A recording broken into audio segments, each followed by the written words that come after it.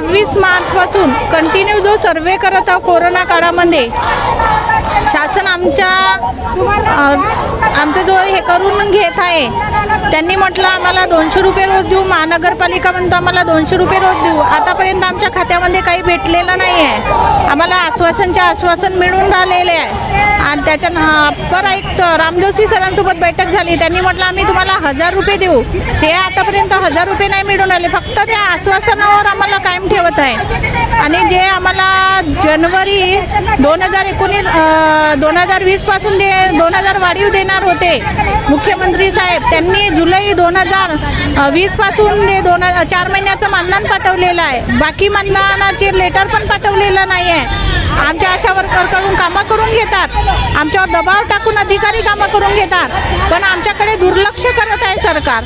आम्हाला असं वाटत होतं की आमचे मुख्यमंत्री साहेब आले, आता आमच्या मागण्या पूर्ण होतील, पण काहीच होऊन राहिलेलं नाही आहे। जुनी सरकार जशी होती ते आता नवीन सरकार पण तेच करून आली आशा वर्करबद्दल। कोणी गरीब आहे, डायव्हर्स झालेले आहे, कोणी विधवा आहे, ज्यांच्याकडे खायला सुद्धा गत नाही लॉकडाऊन काळामध्ये, तरी आमच्याकडे ते दुर्लक्षच करत झाले। कोणी आशा वर्कर पीडित आहे, कॅन्सर पीडित असून त्या कामं करून राहिलेले आहे, कोणाच्या अंगावर पाणी टाकत आहे, कोणाच्या अंगावर मारझोड करत आहे लोक, तरी कोणाला मात दिलेली आहे। आम्ही आशा वर्कर मधूनच सर्व कामं, जसं आम्हाला आंदोलन करता येतं आणि जसं आरोग्याची भूमिका आम्ही चांगल्या पद्धतीने मांडत आहोत, जसं आम्हाला काम करता येते तर तसं आम्हाला आरोग्याची जी नियंत्रण आहे स्टेट लेवलला कोणत्याही जिल्ह्यामध्ये, ते पूर्ण जिल्ह्यामध्ये ठप्पही पाडता येते। तर आता जर मुख्यमंत्र्यांनी दखल घेतली नाही तर हा संप देशव्यापी संप आणि सर्व आयुष्याचा बेमुदत संप राहील, अशी आम्ही या संविधान चौकामध्ये घोषणा देते। नेता टाइप आधा काम मत करो, सब्सक्राइब के साथ साथ बेल आइकॉन भी दबाओ। आशा वर्करच्या अनेक समस्या, त्या समस्याला घेऊन अनेक निवेदन कलेक्टरांना दिल्या जाते। त्यातलीच एक मागणी म्हणून आज निवेदन देण्यात आलं आहे। काय ते निवेदन होतं ते आपण राजेंद्र साठे साहेब आहेत त्यांच्याकडून जाणून घेऊ। आज तुम्ही कलेक्टरांना एक निवेदन दिलं, काय तुमची ते निवेदनात होतं आणि काय मागणी आहे तुमची?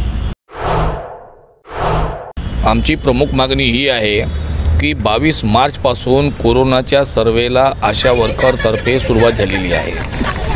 आम्ही त्या काळापासून 300 रुपये रोज सर्वेचा मिळावा ही मागणी आम्ही राज्य सरकार असो, केंद्र सरकार असो, महानगरपालिका असो किंवा जिल्हाधिकारी आणि जिल्हा परिषद असो, त्याच निवेदनाच्या कॉप्या आम्ही जिल्हाधिकारी साहेबांना सुद्धा दिलेल्या आहेत। परंतु 300 रुपये रोज देण्याच्या तर सोडा, विविध प्रकारचे राज्य आणि केंद्राने जे काम दिले किंवा जिल्हा परिषद किंवा महानगरपालिकाचे जे काम दिलेले आहेत आम्ही करू म्हटलं, परंतु वर्ष लोटून गेलेलं आहे आणि आतापर्यंत कोणताही मोबदला ना जिल्हा परिषदेने दिला, ना महानगरपालिकेने दिला, ना राज्य सरकारने दिलेला आहे। कित्येक आंदोलन झाले, वाढ मिळावी, कोरोना सर्वेचे पैसे मिळावे, आंदोलन केले। आंदोलनाचे आमच्यावर कमीत कमी 10 ते 12 केसेस लादण्यात आलेले आहेत। त्या केसेस मागे घेण्यात याव्या आणि ज्या गोष्टीकरता आंदोलन करण्यात आलेली आहे ती मागणीसुद्धा त्यांनी पूर्ण करावी, ही आम्ही शासनाकडे आमची भूमिका ठेवतो। दलित गरीब परिवारातले आहेत, मुस्लिम परिवारातले आहेत, ज्यांची आर्थिक स्थिती दयनीय आहे, कित्येक महिला या विधवा आहेत, घटस्फोटित आहेत, लहान लहान मुलं बाळं आहेत आणि जेवढा कमी मोबदला मिळतो त्याच्यामध्ये त्या मुलांचं पालनपोषण, शिक्षण, औषधोपचार हे सर्व होऊ शकत नाही आणि अशा स्थितीमध्ये अशा लोकांना ते राबवतात। आम्ही एकच भूमिका घेतली आहे, CITU-तर्फे आम्ही एक भूमिका ही घेतलेली आहे। आतापर्यंत तुम्ही खूप राबवलेलं आहे, तुम्ही आपली वाहवाही लुटून घेत आहात। मागच्या वेळी पण सर्वे करून घेण्यात आलेली आहे, आशांकडून सर्वे करून घेण्यात आले आणि नागपूर महानगरपालिकेने काय केलं, 3 उत्कृष्ट PSC म्हणून त्यांचा सत्कार करण्यात आला आणि त्या सत्कारामध्ये काय केलं की मेडिकल ऑफिसर आणि ANMचा सत्कार केला का चांगलं कामकाज तिथलं झालं। मला एक सांगा की जे चांगलं कामकाज झालं तर आशा व्यतिरिक्त चांगलं काम होऊ शकतं का? आशा व्यतिरिक्त चांगलं काम होऊ शकत नाही। आशा सेवा देणार नाही, लाभार्थ्यांना घेऊन जाणार नाही, त्याशिवाय चांगली UPSC ती राहू शकत नाही। तर मग आशांना सत्कारापासून का वगळण्यात आलं?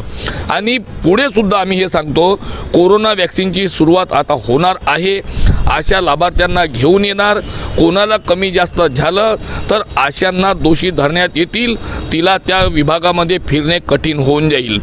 त्यामुळे आम्ही शासनाला हेच सांगू इच्छितो की तुम्हाला आशांकडून काम करून घ्यायचं असेल, आशाचे ते काम आहेत, परंतु बिना मोबदल्याने आशा काम करून देणार नाही. आशांना कमीत कमी 300 रुपये रोज देण्यात यावा अशी आम्ही मागणी करतो. अन्यथा कोणी आशा नागपूर जिल्ह्याच्या किंवा महाराष्ट्राच्या काम करणार नाही. अनेकदा जेव्हाही कोरोनाचं संकट होतं तेव्हा आशा वर्कर यांनाच प्राधान्य दिलं आलं. हेच मार्केटमध्ये होते, हेच रस्त्यावर होते, हेच बिल्डिंग चढत होते आणि प्रत्येक वेळा यांच्याकडून काम करून घेतात असं यांचं म्हणणं आहे. आणि आताही जी कोरोना वॅक्सिन येत आहे त्यासाठीही आशा वर्करांची मदत घेण्यात येत आहे, पण यांना जो मोबदला आहे तो मिळत नाही असे हे आशा वर्करांतर्फे जे राजेंद्र साठे साहेब आहे त्यांचं असं म्हणणं आहे. मी सुदर्शन बागडे, माझे सहकारी अजित कुमार सोबत, न्यूज नागपूर.